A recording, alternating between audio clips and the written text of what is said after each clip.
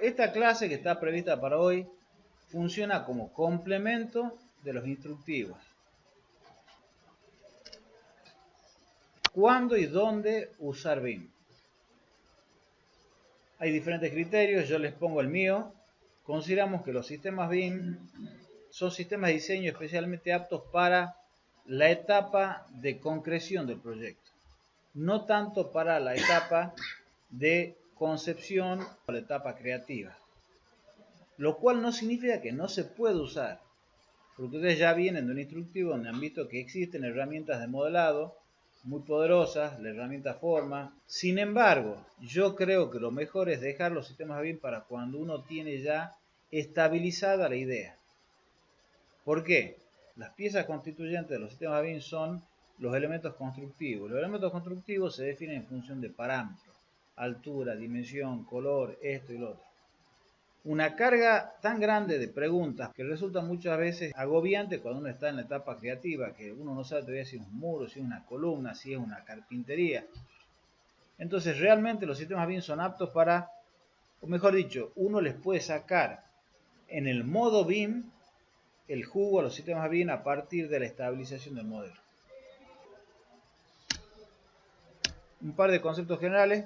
Los elementos básicos del sistema BIM son la existencia de un modelo que es un edificio virtual, una réplica, algo análogo a la realidad, y que está constituido por un conjunto de entidades que llamamos objetos paramétricos, que son los elementos constructivos que están emulando esos elementos de la realidad, que componen un sistema, y a ese sistema lo voy a poder ver en 3D o en diferentes vistas planas. Decíamos que esos elementos constructivos que componen el sistema son estos que están acá, de los cuales ni siquiera vamos a ver todos, porque hay algunos que no vamos a utilizar, por ejemplo el comando zona o lucernario. Desde el punto de vista técnico de cómo operar el sistema, lo que nos interesa son las relaciones de conexión, cuando un elemento se encuentra con otro elemento, y cómo el sistema, los sistemas BIM tienen mecanismos para resolver en forma eficiente esas conexiones. Cómo se encuentra un muro con otro muro cuando quiere un encuentro redondeado, cómo se encuentra un forjado con una viga o un forjado con una mampostería, etcétera, etcétera. Ese sistema compuesto por elementos constructivos y vinculaciones tiene una organización interna. La forma básica que utilizan los sistemas BIM para reducir el nivel de complejidad de los edificios virtuales es utilizar el concepto de piso. Los pisos son los estratos lógicos que organizan el edificio.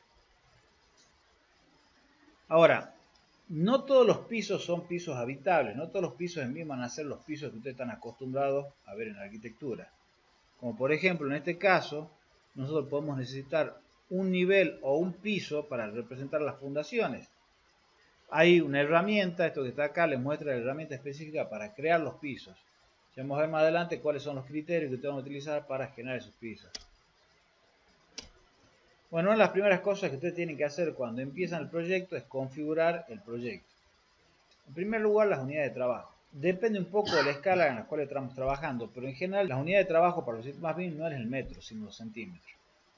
Ustedes van a estar mucho más tiempo interactuando con medidas que están relacionadas con la precisión de los centímetros que en realidad de los metros. Sin embargo, en los ejercicios, como estamos hablando de una escala general, no se entra realmente en mucho detalle, trabajamos en metros.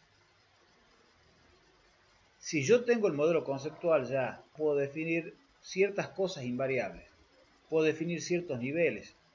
Si tengo el modelo conceptual, se supone que tengo idea si es un edificio de una sola planta o de múltiples plantas. Sé más o menos cuáles son las zonas del edificio, o probablemente he pensado en un sistema estructural, o he pensado en algún sistema formal, o sé que hay una simetría en ese edificio. Conozco ciertas cosas, tengo también un terreno que me da ciertos límites. Hay una combinación de ejes de referencia en planta con niveles en altura que me da una especie de grilla tridimensional en la cual yo me voy a anclar para empezar a construir ese modelo. ¿Cuáles serían los criterios con los cuales definen los niveles de piso? Asociar el sistema de cotas de nivel de referencia a un origen fijo y exterior del edificio. En los trabajos estos podemos suponer que es el nivel del terreno. Esa es la cota cero. Podrían tomar también la vereda como nivel 00. Todo depende del caso.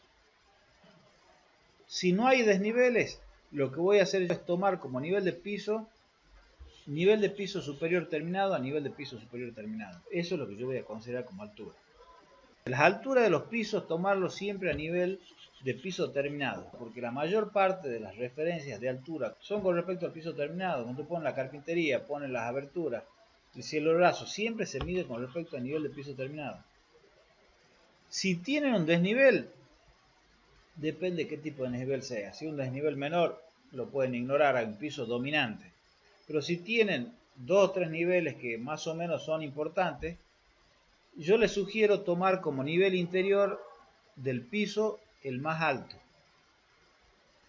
¿Por qué? Por una cuestión de orden práctica. La planta siempre se representa como un plano de corte que está a 1,10 m elevado con respecto al nivel 00 del piso. Si yo tengo un desnivel o muchos desniveles, supongamos medio nivel, y yo tomo como referencia planta baja, la parte más baja, por ahí hay veces que el nivel de corte de planta baja me corta parte del piso y me queda una representación incompleta. Después, por supuesto, todos los niveles de ahí a continuación corresponde tomarlo siempre piso terminado. Y como caso particular, si ustedes tienen una cubierta, lo que les recomiendo es la última altura darla hasta la parte superior de la cubierta, porque la cubierta es muy probable que la modelen sobre este piso para que la tengan en proyección. Y para que no esté parte de la cubierta cortada, les conviene que esté toda dentro del nivel superior. Hay una herramienta específica de ArchiCAD que me permite generar un sistema de referencia. Este sistema utiliza una entidad BIM que está dentro no del grupo de diseño, sino de documentación más, que es el elemento de red. El elemento de red es un elemento gráfico, un círculo que tiene un nomenclador, que puede ser letras, números, puede ser que ustedes elijan. Con ese elemento, que es el elemento de red que ustedes lo pueden poner en forma individual, hay otro comando que es sistema de red que me arma un conjunto de ejes de red simplemente con el dato de la medida entre ejes. Con la herramienta malla, que es simplemente una malla de polígono que uno la puede generar como lisa, como con una forma topográfica, la puede generar como volumen macizo. Vamos a modelar generalmente los terrenos. Muro.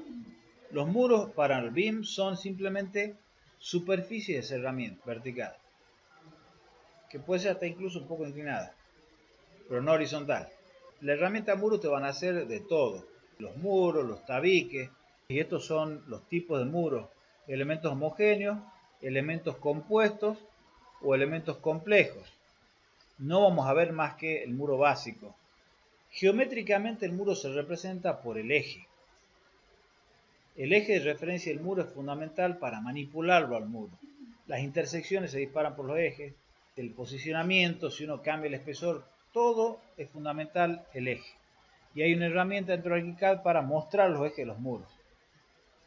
Y ustedes pueden elegir dónde va el eje. En los muros básicos, que es homogéneo, yo tengo la opción cara interior, exterior o centro, donde cara interior o exterior es simplemente una posición arbitraria que ustedes deciden. En segundo lugar, los muros tienen una característica, y es que, al igual que las vigas, en forma automática se dispara la conexión con otros muros. Cuando tengo múltiples muros, pueden darse diferentes formas de resolver esa intersección. Cuando yo tengo un encuentro, por ejemplo, de 3 muros, puedo tener diferentes resoluciones. Es como si fuera la resolución de un polígono de fuerza.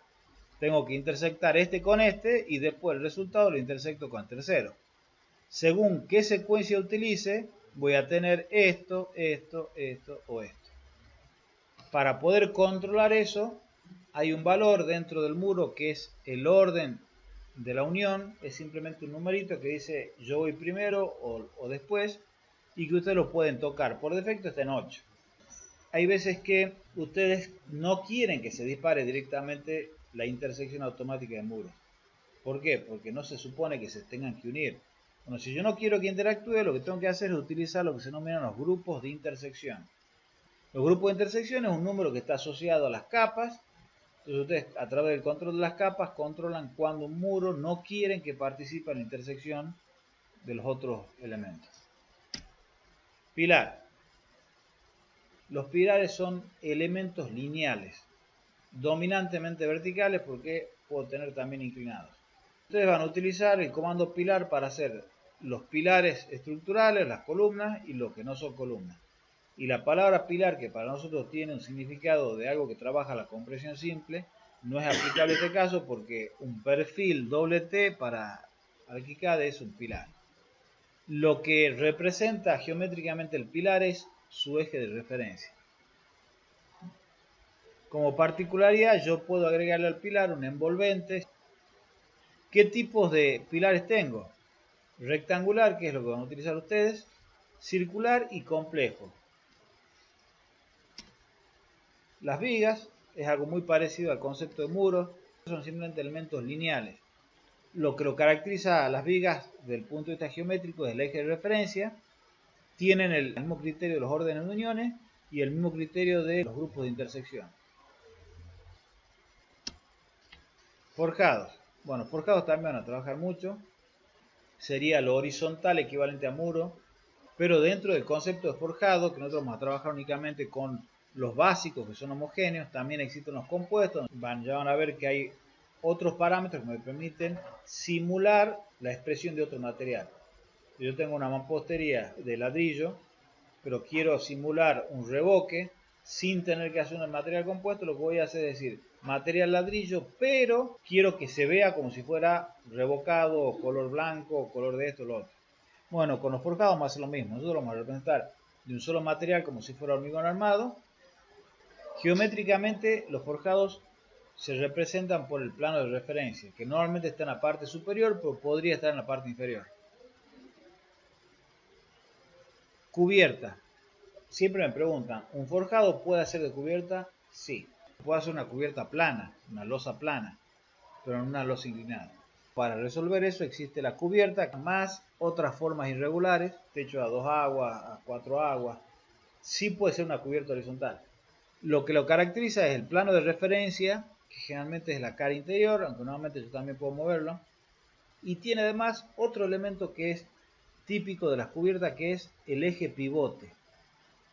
El eje pivote es un elemento que yo voy a utilizar para posicionar la cubierta, para ubicar a la cubierta como si fuera el punto de inserción de un bloque. El punto pivote puede estar en la arista inferior o puede estar corrido. A partir de ese punto se aplica el ángulo dependiente.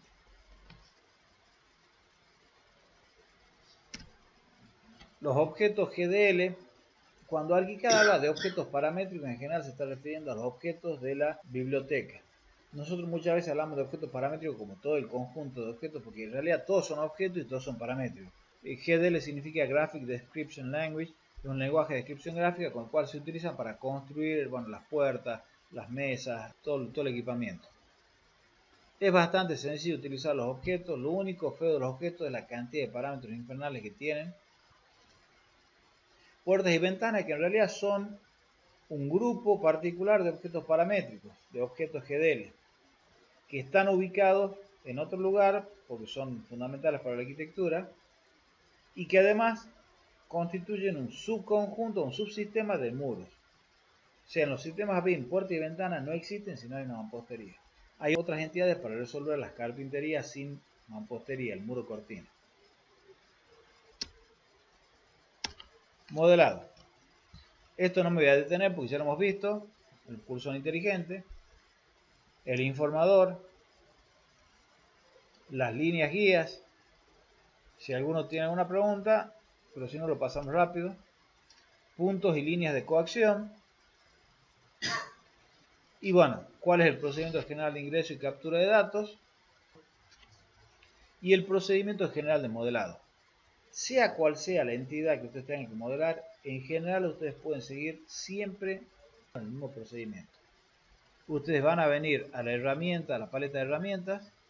En esa paleta de herramientas van a elegir el comando. Un solo clic me permite modelar. Para controlar los parámetros del objeto y dejarlo seteado por defecto, doble clic. Entonces vamos a la herramienta, hacemos un doble clic y abrimos la ventana de parámetros. En esa ventana de parámetros vamos a ver que hay diferentes pestañas que tienen un cierto criterio de clasificación. Tocamos los parámetros ahí, aceptamos, ok, pasamos por las opciones del cuadro info. Generalmente hay opciones que no están acá en la ventana de parámetros. Esas opciones generalmente están asociadas a los métodos geométricos, que además los métodos geométricos dependen de cómo se voy a producir el ingreso de datos, que yo no lo puedo predecir al momento que estoy configurando la entidad. Configuro los parámetros que yo necesite y voy a producir el ingreso de datos.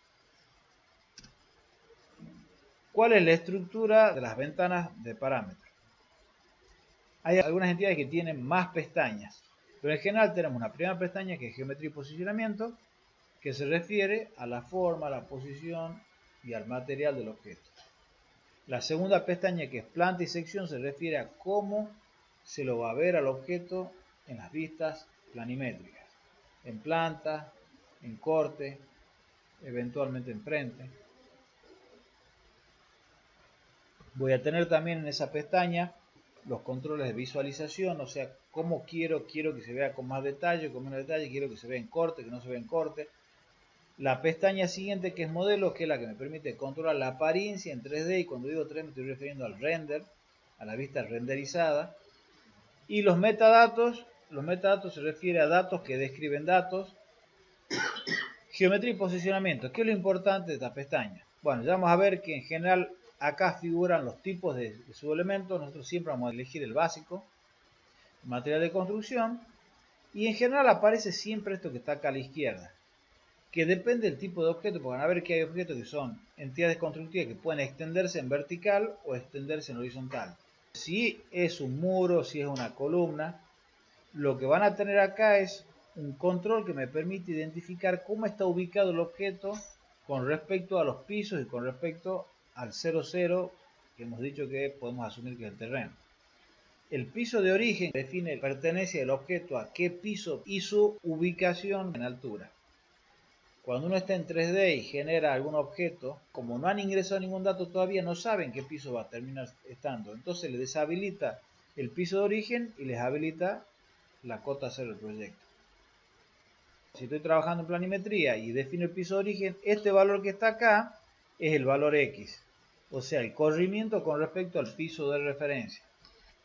La parte de arriba me permite definir un corrimiento en la parte de arriba, un sobremuro, que puede ser positivo o negativo en los dos casos, y un anclaje superior. El anclaje superior significa que yo quiero que tenga 2 niveles, 3 niveles, 4 niveles, y si yo muevo las alturas de los pisos, eso funciona como un elástico, o sea, se modifica la altura del elemento. Importante si uno puede trabajar anclando a niveles, porque yo tengo la libertad de automáticamente reajustar el modelo moviendo simplemente la altura del nivel de piso. La estructura básica y la estructura compuesta. Este es el material de construcción, ya lo hemos visto, no vamos a pasar de vuelta, que es la opción que yo tengo disponible cuando es estructura básica. Y cuando es una estructura compuesta, ¿qué es lo que tengo yo?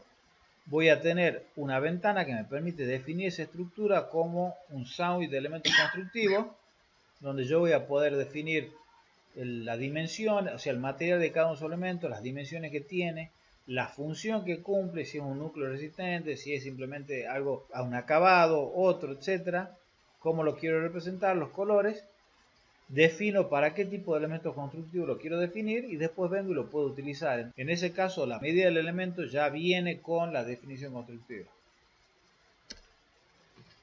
Bueno, geometría en posicionamiento, lo que le acabo de mostrar ahí, se repite elementos principales de diferentes formas, pero el concepto es el mismo. En el caso de una cubierta es el eje pivote con respecto al piso de referencia.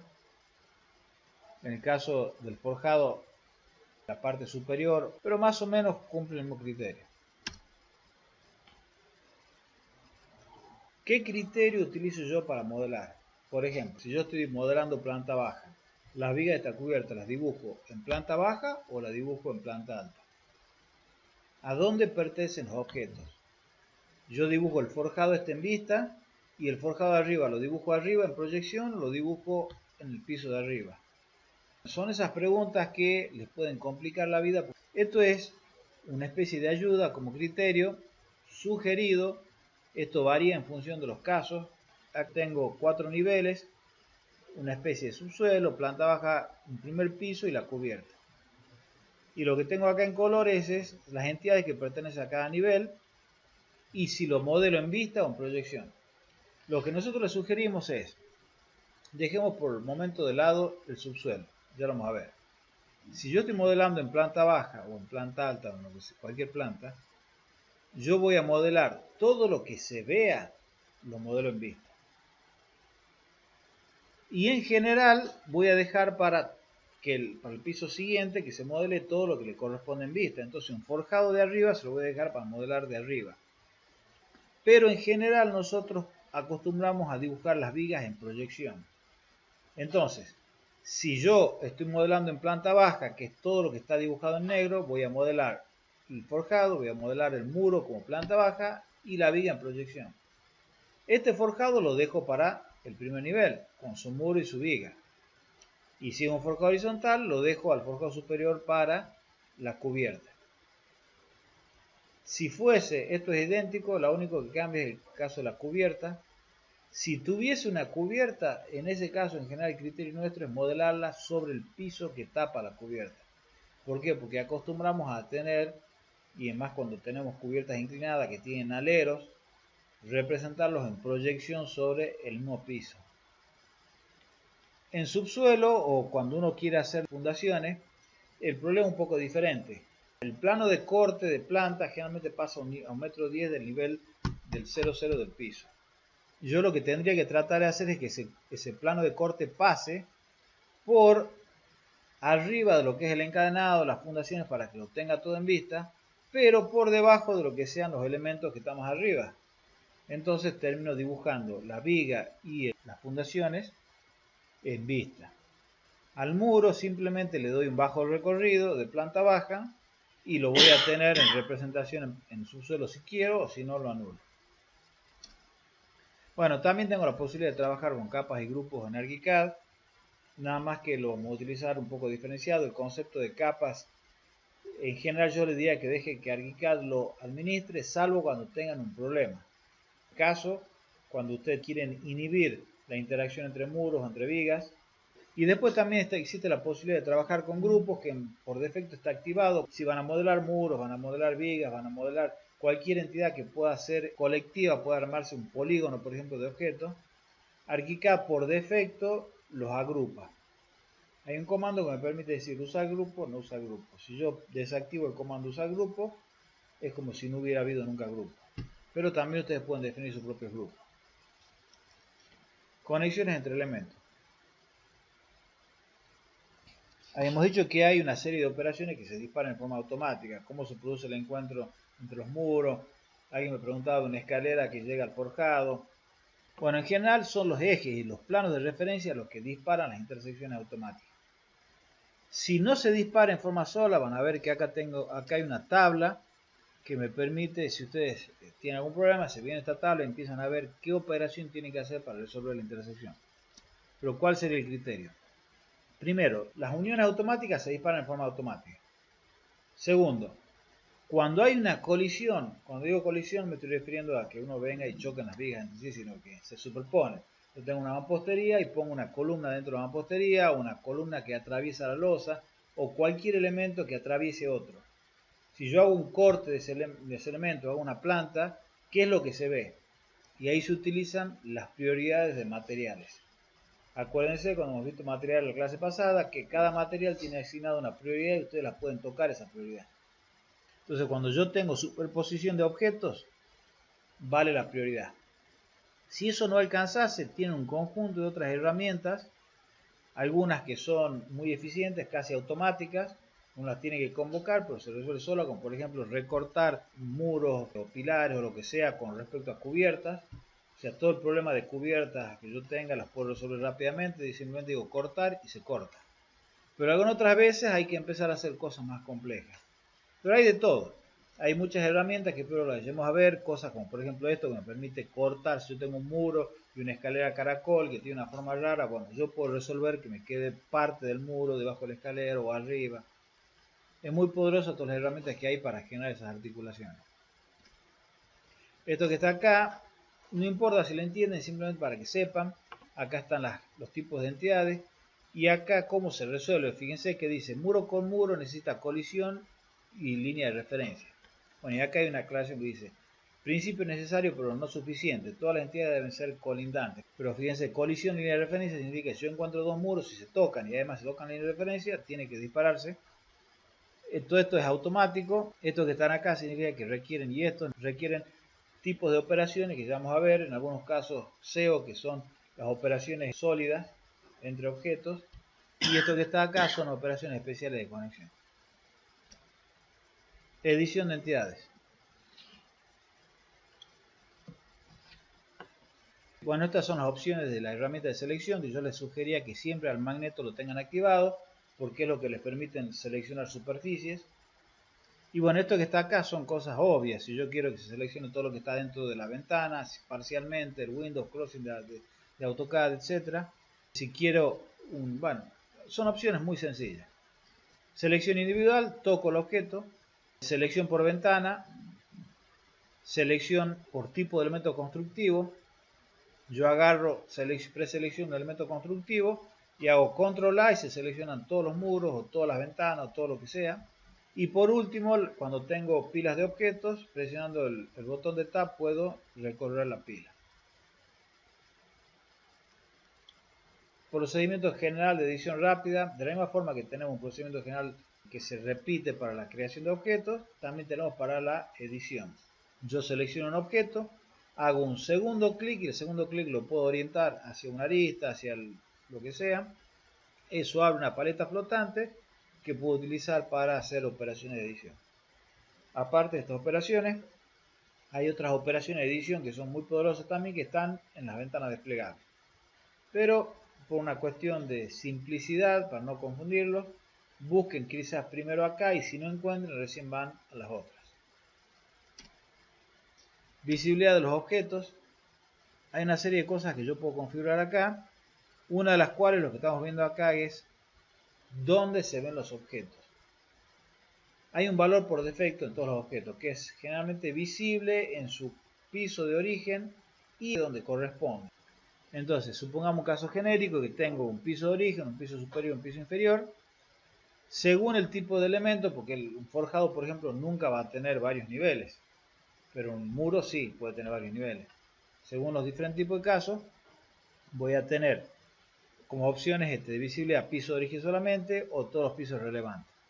Todos los pisos relevantes en general en muros o pilares significa que se ven todos los pisos donde haya corte.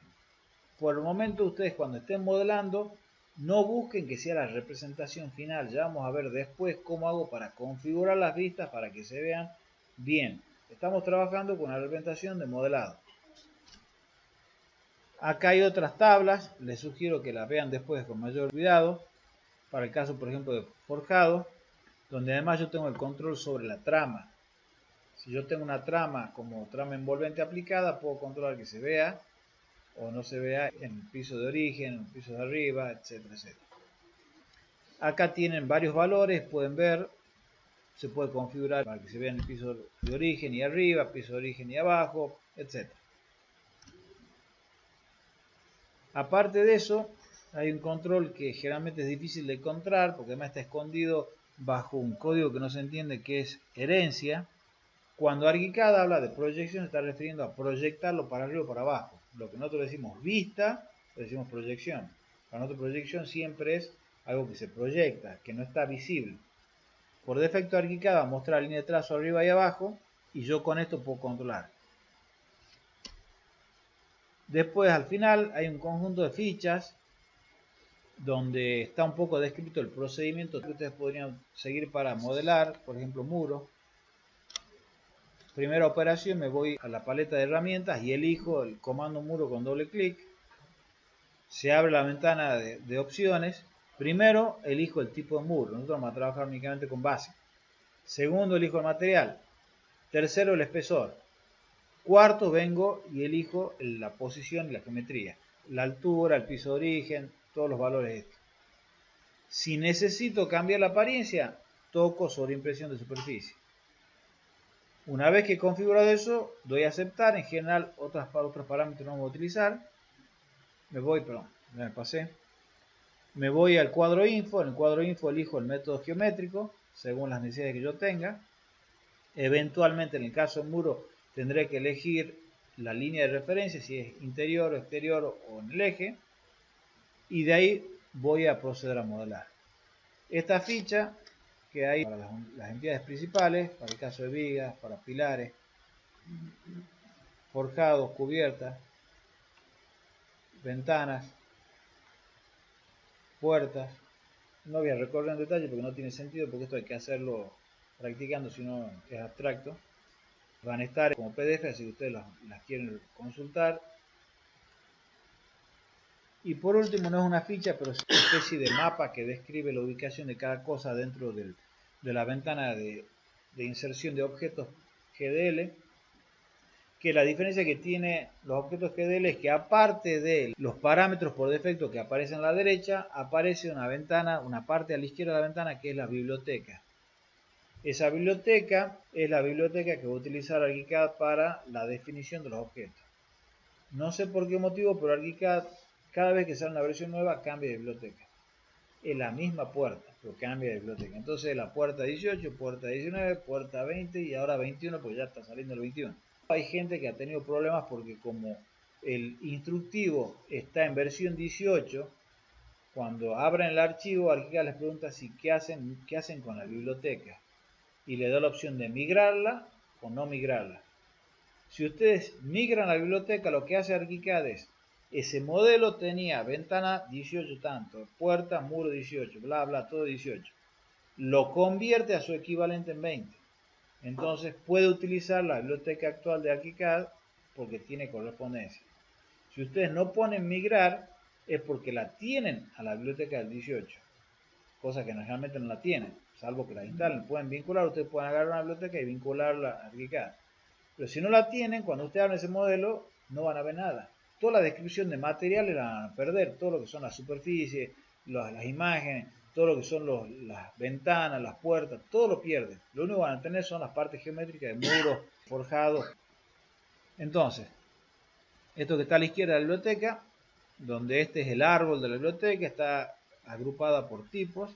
Abajo tienen los elementos, que los elementos no hay que tomarlos como si fuera un catálogo de elementos, sino como tipologías.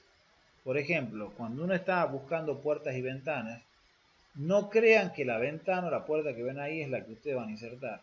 Es una tipología. Si yo veo una puerta de una sola hoja de vidrio, lo que tengo que entender es que estoy eligiendo es una puerta de una sola hoja, nada más. Si es de vidrio, de madera, de metal, lo elijo después. El color lo elijo después. El tamaño lo elijo después. Sino que es el punto de partida para, y acá ven por ejemplo, elegir después qué opciones tienen dentro del objeto.